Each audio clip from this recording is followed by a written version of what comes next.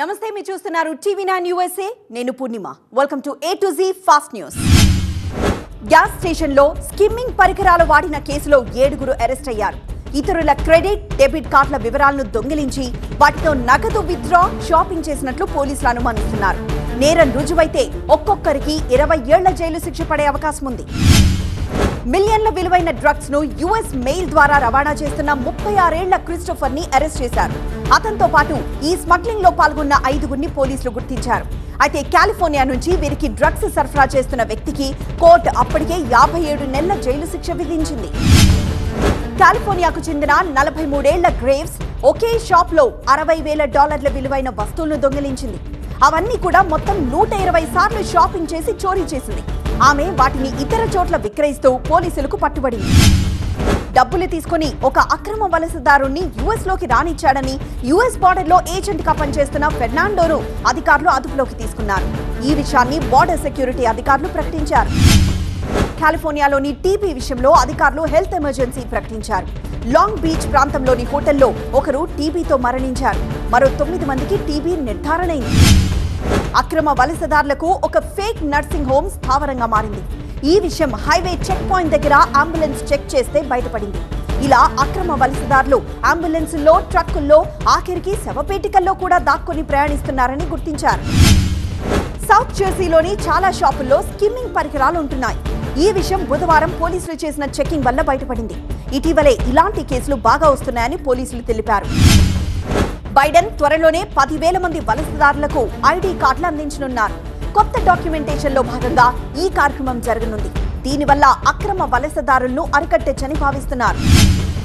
Centre of Saint Petersburg ప్రాంతంలో ఒక bus నదిలో పడింది ఈ ప్రమాదంలో మొత్తం 7గురు ప్రయాణికులు మృతి చెందారు ప్రమాదానికి కారణమైన డ్రైవర్ను పోలీసులు అరెస్ట్ చేశారు సౌత్ ఈస్ట్ రాష్ట్రాల్లో శుక్రవారం తుఫాను వల్ల భారీ చెట్లు కూలిపోయాయి దాదాపు 3.5 లక్షల ఇళ్లలో విద్యుత్ అంతరాయం ఏర్పడింది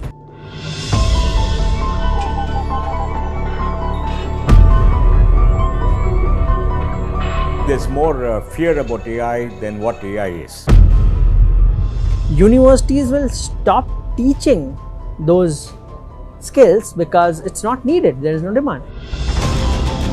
If an accountant said, I will continue to put my numbers in a journal versus using Tally, right? Guess what? That accountant is not going to have a job. I look forward to that challenge.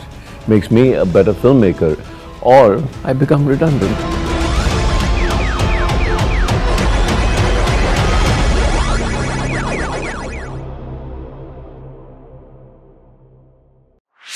This and more. Streaming on News 9 Plus. వాతావరణం దృష్ట్యా కొన్ని యూనివర్సిటీలకు సెలవులు ప్రకటించారు పెద్ద corporate hospitals ఇప్పుడు సర్జరీలకు ముందే డబ్బు చెల్లించమంటున్నాయి ముఖ్యంగా నాన్ ఎమర్జెన్సీ సర్జరీలకు ముందుగానే పేమెంట్ చేయాల్సిందే గతంలో సర్జరీ తర్వాత బిల్ విషయంలో పేమెంట్ లేదా ఇన్సూరెన్స్ క్లెయిమ్ చేసుకునే వీలుండేది ఇప్పుడు ఏర్పడిన భారీ జియోమాగ్నెటిక్ తుఫాను 20 ఏళ్ల క్రితం సంభవించిందని వీటిని 4వ కేటగిరీ తుఫాన్గా పరిగణిస్తారని అధికారులు తెలిపారు ఈ తుఫాన్ కారణంగా శుక్రవారం పలు రాష్ట్రాల్లో భారీ నష్టం జరిగింది సెంట్రల్ పార్క్ లోని మహిళ నుంచి ఒక వ్యక్తి జాతీయ జెండాను లాక్కొని కాల్చే ప్రయత్నం చేశాడు అతనికి సంబంధించిన ఫోటో వీడియోను అధికారులు విడుదల చేశారు అతని కోసం పోలీసులు గాలిస్తున్నారు ఈ ఏడాది RSA కాన్ఫరెన్స్ శాన్ ఫ్రాన్సిస్కోలోని మోస్కోన్ సెంటర్లో జరిగింది 130 దేశాల నుంచి సుమారు 40,000 మంది ఇందులో పాల్గొన్నారు అందులో ఎక్కువగా సైబర్ సెక్యూరిటీ ఎక్స్పర్ట్స్ వ్యాపారవేత్తలు ఉన్నారు చైనీయులు ఇళ్లు కొనుగోలు చేయకుండా ఫ్లోరిడా కొత్త చట్టం తీసుకొచ్చింది అయితే ఈ చట్టానికి వ్యతిరేకంగా కొంతమంది లాయర్లు కోర్టులో దావా వేశారు ఈ చట్టం గ్రీన్ కార్డు ఉన్న వారికి వర్తించదని తెలిపారు నార్త్ కారోలినాకు చెందిన వ్యక్తికి కొన్నేళ్ల క్రితం లాటరీలో $1 మిలియన్ వచ్చాయి వాటిని అతను కేవలం 8 ఏళ్లలో గ్యాంబ్లింగ్ ఆటలో కోల్పోయాడు అయితే గ్యాంబ్లింగ్ అలవాటున్న ఈ వ్యక్తికి మంచి ఉద్యోగం ఉండడం వల్ల సస్టైన్ అయ్యాడని తెలిపారు ఇది వాటి A to Z fast news చూస్తూనే ఉండండి టీవీ9 USA